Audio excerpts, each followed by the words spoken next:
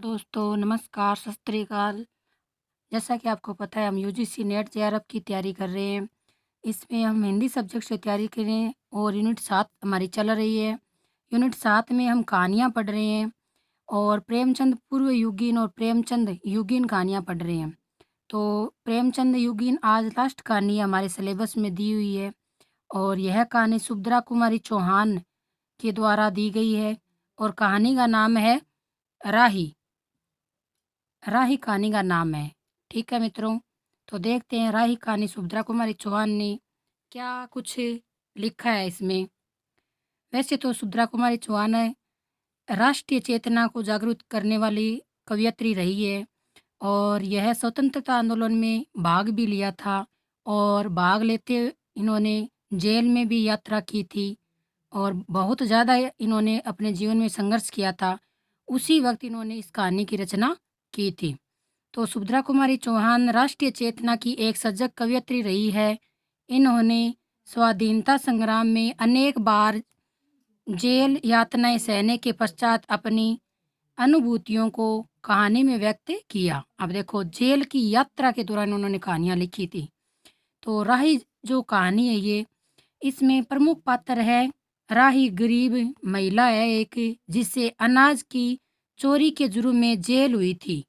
अनीता अनीता संपन्न वर्ग की महिला है जो स्वतंत्रता आंदोलन में जेल गई थी। तो इसमें दो प्रमुख पात्र दे रखे हैं राही और अनीता।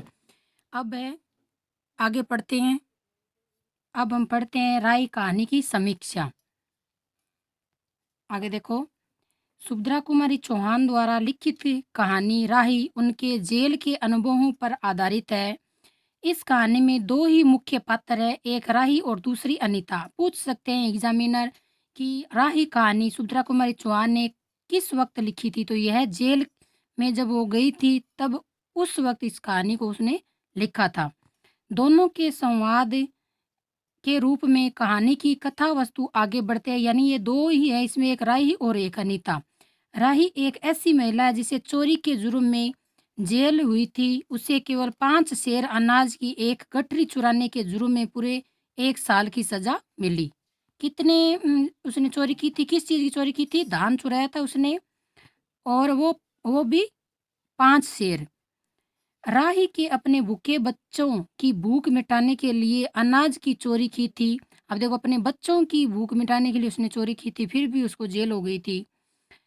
वह महिला मांगरोरी जाति से संबंध रखती थी जिन्हें समाज में कोई काम धंधा करने की अनुमति नहीं थी। यानी जो राई थी इसकी जाति कौन सी थी? मांगरोरी, यानी मांग के खाने वाली। और इनको कोई काम नहीं होता था, नहीं ही दिया जाता था। उन्हें केवल भीख मांग कर ही पेट भरना होता था। क्या? भीख मांग कर। और यदि भीख न मिले तो चोरी करनी पड़ती थी। उन पर भी पुलिस वाले भी क्या करते थे? आवश्यक रूप से आवश्यक रूप से अत्याचार करते थे। यानी जितना करना चाहिए एक जुर्म के अनुसार उस हिसाब से वो उनको पताड़ना नहीं देते थे, बल्कि वो छोटी जाति को समझ के, छोटे लोगों को समझ के और ज़्यादा उनको अत्याचार करते थे उन पे। दूसरी ओर अनीता जो स्वाधीनता आंदोलन में जेल आई थी, लेकिन उसे वहां भी परिवार की उच्च स्थिति के कारण बी क्लास से ए क्लास में भेज दिया गया था और जेल में भी जीवन की सुख सुविधाएं समग्र रूप से उपलब्ध थी। अब देखो ये तो गरीब जाति की थी कौन? राही। और अनीता थी अमीर जाति की। इसलिए अमीर जाति को तो ए क्लास में रख दिया था और उनकी सुख सुविधाएं भी जेल में रहते हुए भी बहुत सारी दी जा रही थी, रहने की, खाने की, सब प्रकार की सुविधाएं। लेकिन राही को किसी प्रकार की सुविधा नहीं दी जा रही थी। देखो मित्रों, इस कहानी से हमें ये पता चलता है कि आज जो पहले स्थिति वही आज स्थिति है हमारे जीवन में और हमारे आसपास गरीब लोगों पर गरीब जो लोग होते हैं उनमें आज आज भी अत्याचार समाज में हो रहे हैं। स्वतंत्र भारत में भी तो उस वक्त तो भारत आज़ाद भी नहीं हुआ था। तो कोई अंतर नहीं है पहले और अब में। आगे पढ़ते हैं।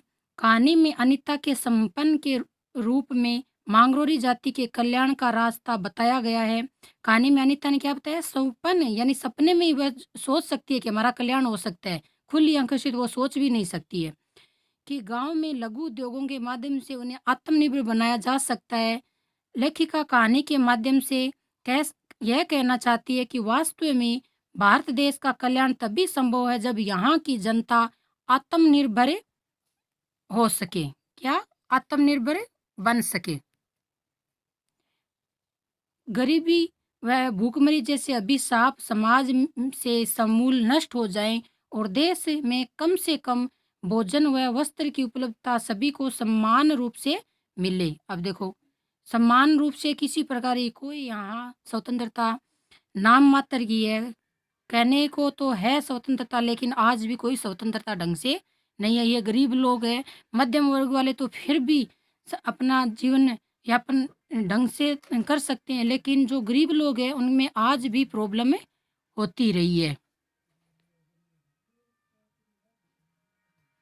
आगे देखो मित्रों, इस कहानी के माध्यम से लेखिका ने क्या संदेश दिया है? इस कहानी के माध्यम से लेखिका ने यह संदेश दिया है कि समाज के गरीब व असहाय लोगों के उत्थान व कल्याण के लिए कार्य करना ही सच्ची देशभक्ति है। तो मैं भी यही मानती हूँ कि मतलब जितने भी संपन्न परिवार है या मध्यम परिवार है, उनसे हो सके उतना गरीबों की सेवा करे, उनकी हेल्प करे और समाज में कल्याण करने के लिए छोटे-छोटे रास्ते भी अपना सकते हैं। कोई ज़रूरी नहीं है कि हम बड़े-बड़े रास्ते अपना के गरीबों की सेवा करें, यानी जो भूखा है उसको भोजन खिलाएँ, जिसके पास कपड़े नहीं है उसको पहनने के लिए कपड़े दें, जिसके पास रहने के लिए मकान नहीं है, ज़्यादा नहीं तो कम से कम 1 मकान तो उनको बना के दिए जाने चाहिए। रोटी, कपड़ा, मकान, इन सब की सुविधाएँ समाज के गरीब वर्ग से लेके अमीर वर्ग तक समान होनी चाहिए। यही इस कहानी के माध्यम से सुभद्रा कुमारी चौहान ने संदेश दिया है। तो इस कहानी में समाज के गरीबी और असहाय लोगों के उत्थान और कल्याण की बात कही है। पूछ सकते हैं आप इस बात को। तो ध्यान में रखना है कि राही कहानी के माध्यम से समाज में संदेश दिया गया है कि गरीब और अमीर लोगों में अंतर न करना और गरीब और असहाय लोगों के उत्थान और कल्याण के लिए कार्य करना ही सच्ची देशभक्ति है। यही इस कहानी का सार है। आज के लिए इतना ही दोस्तों। नेक्स्ट हम पढ़ेंगे प्रेमचंदोत्तर हिंदी कहानियाँ।